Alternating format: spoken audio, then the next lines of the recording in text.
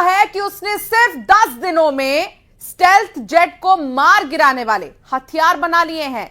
Mustafa Khamenei के top commander ने धमकी दे दी है कि ईरान के समुद्री तट अब अमेरिकी नौसेना के लिए कब्रिस्तान बन चुके हैं। ईरान ने अमेरिका से युद्ध के लिए चाबहार से महशहर तक हथियारों की जबरदस्त तैनाती कर दी है। ये रिपोर्ट देखिए।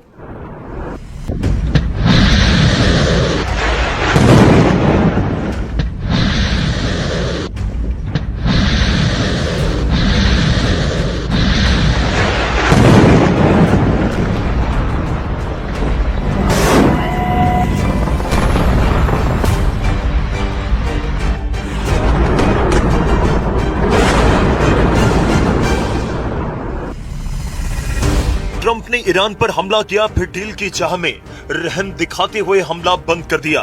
लेकिन इजराइल जब हमला शुरू करता है तो दुश्मन के सफाई तक रुकता नहीं।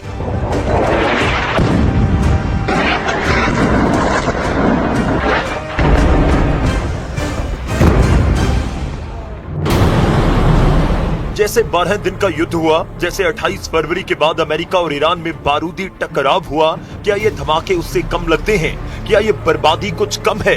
क्या यहाँ बमबारी का लेवल कम है? यकीनन नहीं, क्योंकि इजराइल के बम धमाके हैं। ये जंगी जेट नेतन्याहू के ऑर्डर पर बारूद बरसा रहे हैं। नेतन्याहू ने ट्रंप से फोन पर बात करने के बाद सबसे खतरनाक रुख अपना लिया है। ईरान पर हमला कर ट्रंप ने पहले सीज फायर तोड़ा और अब उन्होंने इमरजेंसी मीटिंग की जगह बदल डाली है।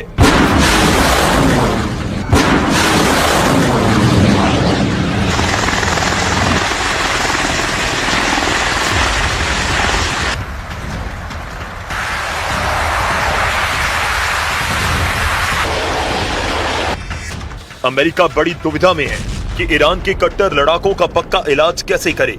इसलिए दूसरे दौर के युद्ध को भड़काने के बाद ट्रंप फिर साइलेंट हो चुके हैं। हालांकि अमेरिकी हमलों के 24 घंटे भी नहीं गुजरे कि ईरान ने भयानक बदला लेना शुरू कर दिया।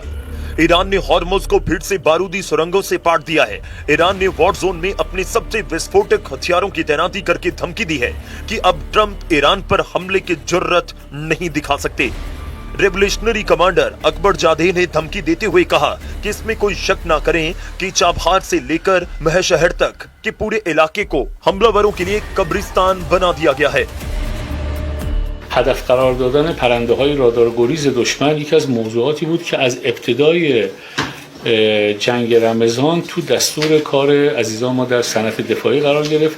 کمتر از 10 روز ما به فناوری مسلط شدیم که توانستیم هواپیمای F-35 و هواپیمای پیشرفته دشمن رو آسیب جدی بهش وارد.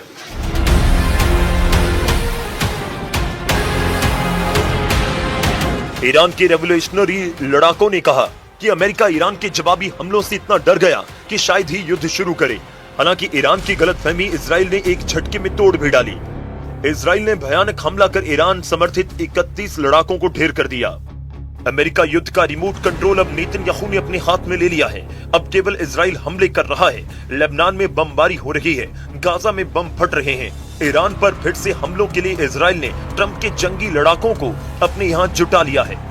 लेबनान में हिजबुल्लाह और इजराइल का भीषण युद्ध चल रहा है। इजराइल डिफेंस फोर्स ने दावा किया कि हिजबुल्लाह के कई ठिकानों, रॉकेट लॉन्च साइट्स और ऑपरेशन सेंटर पर बड़े हमले किए गए।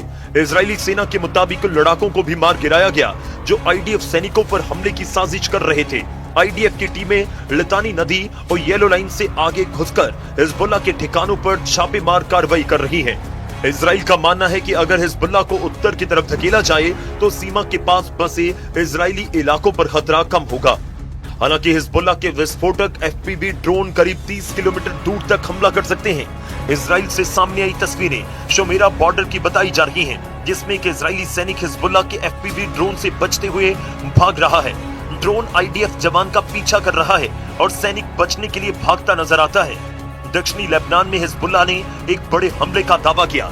ईरानी न्यूज एजेंसी IRNA के मुताबिक हिजबुल्लाह ने मंगलवार को इजरायली सेना के सैन्य वाहन को निशाना बनाया। ड्रोन और हमले में 4 इजरायली सैनिक मारे गए। हिजबुल्लाह के जबरदस्त पलटवार से भड़के नेतन्याहू ने लड़ाका ग्रुप को खत्म कर डालने का ऑर्डर दे दिया है। בהנחיה שלי ושל שר הביטחון, יחד עם הרמטכ"ל, אנחנו מעמיקים את הפעולה שלנו בלבנון. צה"ל פועל עם כוחות גדולים בשטח ותופס שטחים שולטים. אנחנו מבצרים את רצועת הביטחון כדי להגן על יישובי הצפון. במקביל אנחנו מקיימים מאמץ לאומי ענק כדי לקדם פתרונות יצירתיים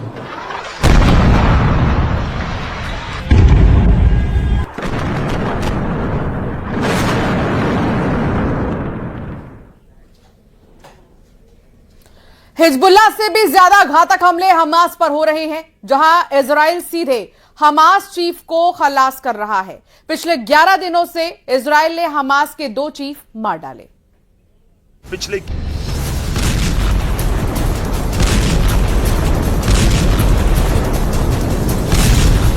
हिजबुल्लाह से भी ज्यादा घातक हमले हमास पर हो रहे हैं, जहां इजराइल सीधे हमास चीफ को खल्लास कर रहा है।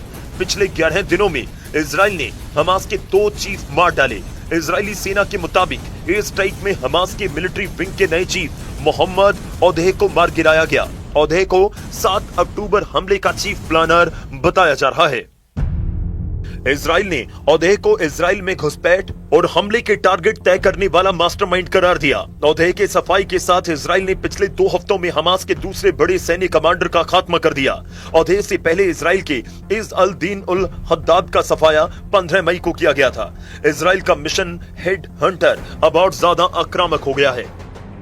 गाजा से लेकर लेबनान की बैका वैली तक आईडीएफ लगातार विध्वंसक हमले कर रही है। इजराइल का दावा है कि 180 से ज्यादा ठिकानों को टारगेट किया गया। इजराइल ने हमास के नए सैन्य चीफ मोहम्मद औदेह को भी टारगेट किया। वहीं सीज फायर के बावजूद दक्षिण लेबनान में इजराइल की सेना लगातार बमबारी कर रही है। साफ दिख रहा है कि इजराइल केवल जवाबी हमला नहीं, बल्कि हमास और हिजबुल्लाह की पूरी कमांड चेन तोड़ने के मिशन पर उतर चुका है, जिसे देखते हुए अब ईरान लेबनान वॉर में गेम चेंजर हथियारों के साथ एंट्री लेने के सिग्नल दे रहा है। लेबनान में इजराइल का ईरान से एनकाउंटर शुरू। इजराइल के बेन गुरियन और रेमन एयरपोर्ट इस वक्त अमेरिकी एयरफोर्स के बड़े बेस बनते जा रहे हैं। रिपोर्ट के मुताबिक दर्जनों अमेरिकी लड़ाकू और ईंधन भरने वाले विमान अब भी इजराइल में तैनात हैं। इतने सैन्य विमान मौजूद हैं कि आम फ्लाइट ऑपरेशन तक प्रभावित होने लगे हैं, जिससे साफ हो चुका है कि ईरान पर अमेरिका और इजराइल का दोबारा हमला हो सकता है। सीज फायर के बाद भी इजराइल में अमेरिकी सैन्य मौजूदगी लगातार बढ़ने से ईरान भी एक्टिव वॉर जोन में उतरने की तैयारी कर रहा है। که این اولین بار نیست که ما شاهد این تناقض‌گویی ها هستیم. اصلا یکی از مشکلات ما در مذاکرات این تناقض‌گویی ها و این تناقض در رفتار اینهاست. این موضوع بار اول نیست.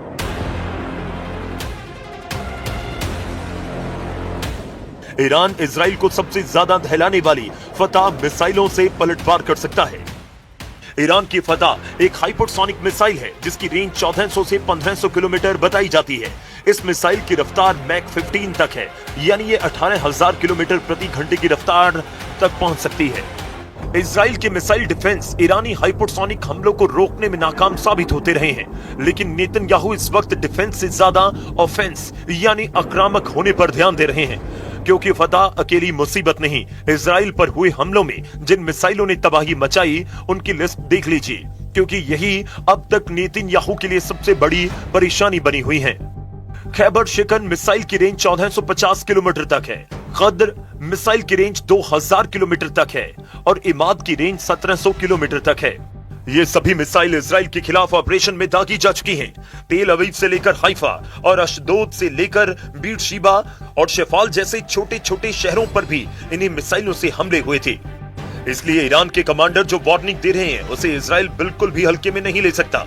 ईरान के मिसाइल गोदाम लगातार एक्टिव हैं, उसके लॉन्च पैड लगातार रीलोड किए जा रहे हैं। उधर इजराइल में नेतन्याहू की टेंशन उनके दोस्त ने बढ़ा दी है। कभी नेतन्याहू के जिगरी दोस्त रहे अयाल मैगेट ने एक इंटरव्यू में कहा कि वो नेतन्याहू की बजाय अपनी बिल्ली को सत्ता में देखना ज्यादा पसंद करेंगे और अगर कोई सैन्य तख्ता पलट हो जाए तो उन्हें खुशी होगी। इजराइल में नेतन्याहू की तख्ता पलट की उम्मीद लगाई जा रही है तो तुर्की के राष्ट्रपति उन्हें सबसे बड़ा जालिम कह रहे हैं। मस्जिद में नमाज के बाद एर्दोगान ने दुनिया भर के मुसलमान देशों से इजराइल को सबक सिखाने की अपील भी कर दी। एर्दोगान ने ईरान के राष्ट्रपति पेजेश्कियान से फोन पर बात करने के बाद युद्ध में साथ देने का वादा किया। मतलब सेकंड राउंड में ईरान अकेला नहीं, अरब वर्ल्ड पहले ही ईरान के साथ नजर आ रहा है।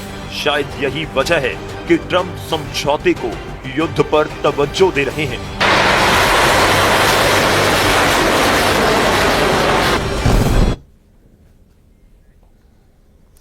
रूस यूक्रेन जंग अब